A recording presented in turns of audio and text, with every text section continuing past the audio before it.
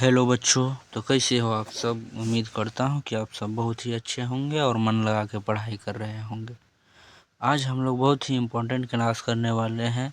इस क्लास से 5 number board exam में फिक्स निश्चित रूप से देखने के लिए मिलेगा मेरे प्यारे साथियों। तो टाइम की ओर देखते हुए चलिए हम लोग पहला क्वेश्चन को देखते हैं क्या कह रहा है। जनन का मुख्य उद्देश्य क्या है।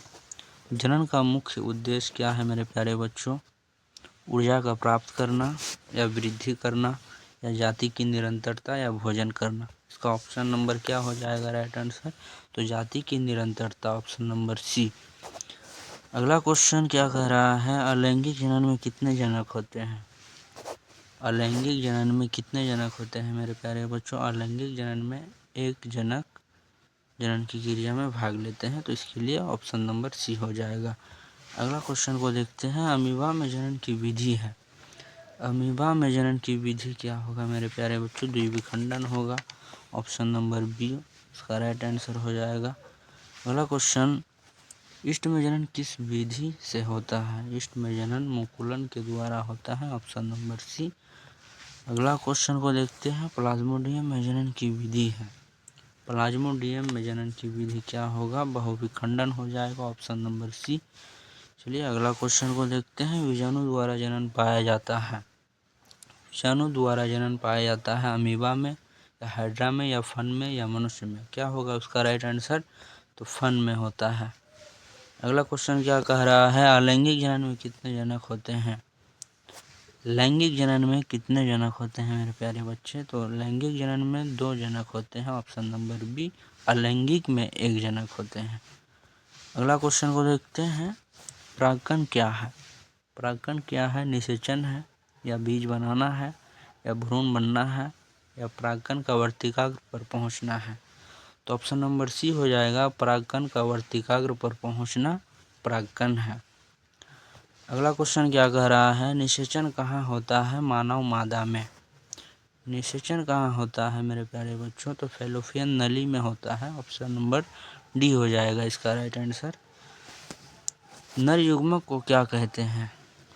नर युग्मक को क्या कहा जाता है मेरे प्यारे बच्चों। शुक्राणु कहा जाता है, ऑप्शन नंबर बी। अगला क्वेश्चन को देखते हैं। मादा युग्मक में क्या कहते हैं। मादा युग्मक को क्या कहते हैं मेरे प्यारे बच्चों। तो मानव युग्मक को अंडाणु कहते हैं, ऑप्शन नंबर सी। अगला क्वेश्चन क्या कह रहा है। पुष्प का कौन सा भाग नर जनन अंग है। नर जनन अंग पुंकेसर होता है, ऑप्शन नंबर सी। अगला क्वेश्चन को देखते हैं। पुष्प का कौन सा भाग मादा जनन अंग है। पुष्प का कौन सा भाग मादा जनन है अंग है। तो अंडक हो जाएगा, ऑप्शन नंबर सी। अगला क्वेश्चन क्या कह रहा है। मानव में शुक्राणु बनते हैं। मानव में शुक्राणु बनते हैं वृषण में, ऑप्शन नंबर बी। अगला क्वेश्चन को देखते हैं। मानव में अंडाणु बनते हैं। मानव में अंडाणु बनते हैं बेटा अंडाशय में, ऑप्शन नंबर सी। अगला क्वेश्चन को देखते हैं। गर्भावस्था की अवधि होती है। गर्भावस्था की अवधि 9 मंथ होती है मेरे प्यारे बच्चों, ऑप्शन नंबर डी। अगला क्वेश्चन को देखते हैं। भ्रूण का विकास कहाँ होता है। तो भ्रूण का विकास गर्भाशय में होता है, ऑप्शन नंबर सी।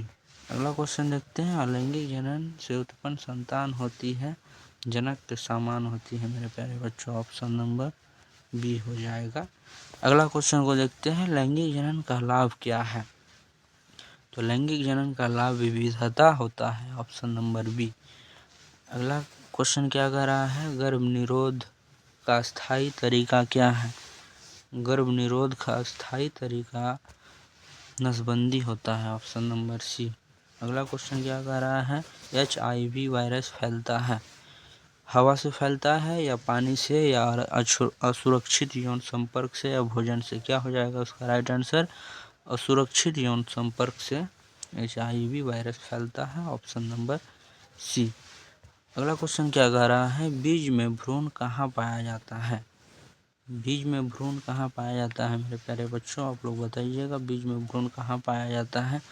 बीज में भ्रूण भ्रूण में पाया जाता है, ऑप्शन नंबर सी। चलिए अगला क्वेश्चन को देखते हैं। स्वपरागण किसमें होता है। स्वपरागण किसमें होता है। 2 पौधों के बीच होता है या एक ही फूल में होता है या कीटों द्वारा होता है या हवा द्वारा होता है। तो इसका ऑप्शन नंबर ए बी हो जाएगा। एक ही फूल में होता है। पर परागन में परागन जाता है। पर परागन में परागन कहाँ जाता है मेरे प्यारे बच्चों? उसी फूल में जाता है या उसी पौधों में या दूसरे पौधों में या जड़ में? तो पर परागन दूसरे पौधों में जाता है। ऑप्शन नंबर सी हो जाएगा। अगला क्वेश्चन क्या कह रहा है? हाइड्रा में जनन होता है। तो हाइड्रा में जनन किसके द्वारा होता है? तो मुकुलन के द्वारा होता है। Option number B.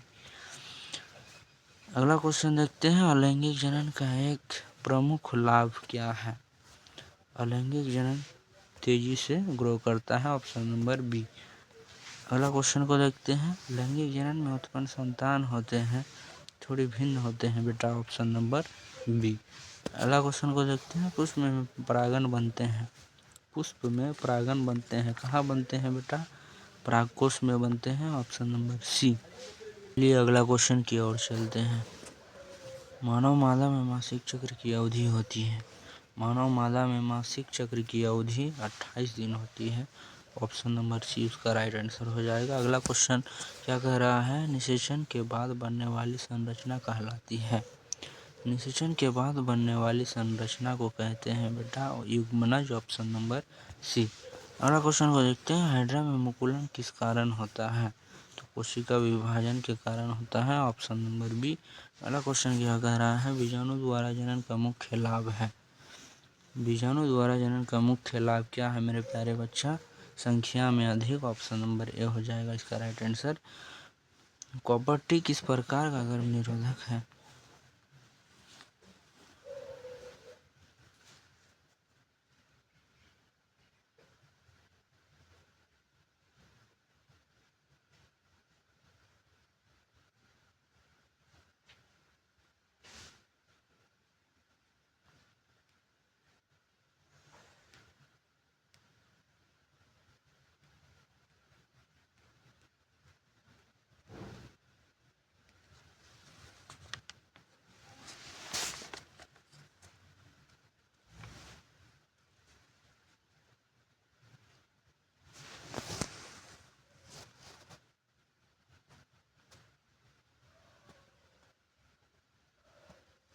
Copper T किस प्रकार का गर्भ निरोधक है बेटा?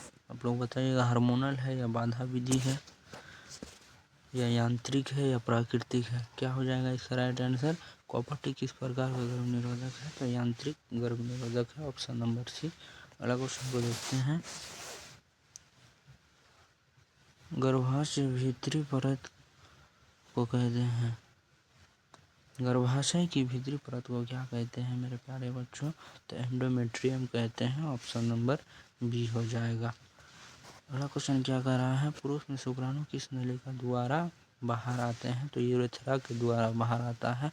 Option number B. अगला क्वेश्चन को देखते हैं, लैंगिक जनन में जैविक विकास क्यों संभव है? लैंगिक जनन में जैविक विकास क्यों संभव है मेरे प्यारे बच्चों?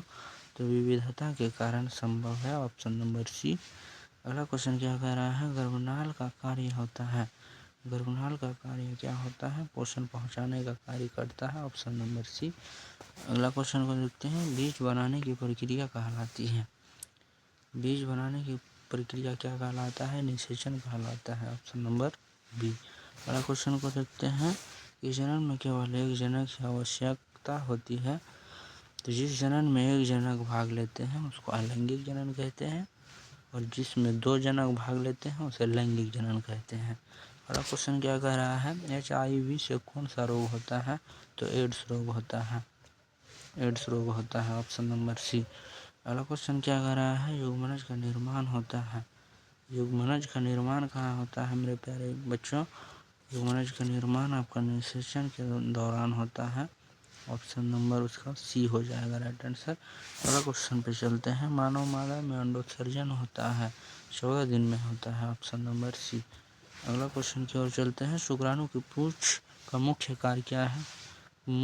शुक्राणु की पूंछ का मुख्य कार्य होता है गति करना। Option number B. अगला क्वेश्चन की ओर चलते हैं, मनुष्य जनन तंत्र का कौन सा अंग शुक्राणु का भंडारण करता है? मनुष्य जनन तंत्र का कौन सा अंग शुक्राणु का भंडारण करता है? तो अधिप्टिशन होगा। ऑप्शन नंबर बी उसका राइट आंसर। फिर अगला क्वेश्चन की ओर चलते हैं, स्त्री जनन में फैलोपियन नली का कार्य क्या होता है? तो निषेचन का स्थान होता है। Option number C. अगला क्वेश्चन क्या कर रहा है, मासिक धर्म किसके नष्ट होने का कारण है, तो एंडोमेट्रियम के नष्ट होने का कारण है। ऑप्शन नंबर बी हो जाएगा उसका राइट आंसर। इनमें से कौन सा यौन रोग है, तो एड्स यौन रोग होता है मेरे प्यारे बच्चों। चलो अगला क्वेश्चन पर चलते हैं। बाधा विधि का उदाहरण है, बाधा विधि का क्या उदाहरण हो जाएगा, नसबंदी होगा या कॉपर्टी या कंडोम। कंडोम हो जाएगा उसका बाधा विधि का उदाहरण। Option number C. चलो अगला क्वेश्चन की ओर चलते हैं। भ्रूण का पोषण कौन देता है, भ्रूण को पोषण देने का काम प्लेसेंटा करता है। Option number C.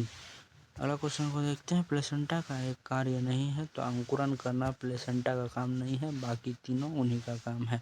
चलो अगला क्वेश्चन की ओर चलते हैं। पौधों में अलैंगिक जनन का उदाहरण है, तो कायिक जनन अलैंगिक जनन का उदाहरण है। Option number C. अगला क्वेश्चन की ओर चलते हैं। आलू में जनन होता है, तो तना द्वारा आलू में जनन करता है। Option number B. ब्रायोफिल्म में नई पौध बनती है, ब्रायोफिल्म में नई पौध कहाँ से बनेगी मेरे प्यारे बच्चों, तो पत्ती से बनती है। ऑप्शन नंबर सी हो जाएगा। अगला क्वेश्चन को देखते हैं। द्विविखंडन में कोशिका विभाजित होती है, द्विविखंडन में कोशिका विभाजित होती है तो दो भागों में विभाजित होती है, क्योंकि द्वि मतलब दो ही होता है मेरे प्यारे बच्चों। तो द्विविखंडन में कोशिका विभाजित कई भागों में होती है, तो दो भागों में।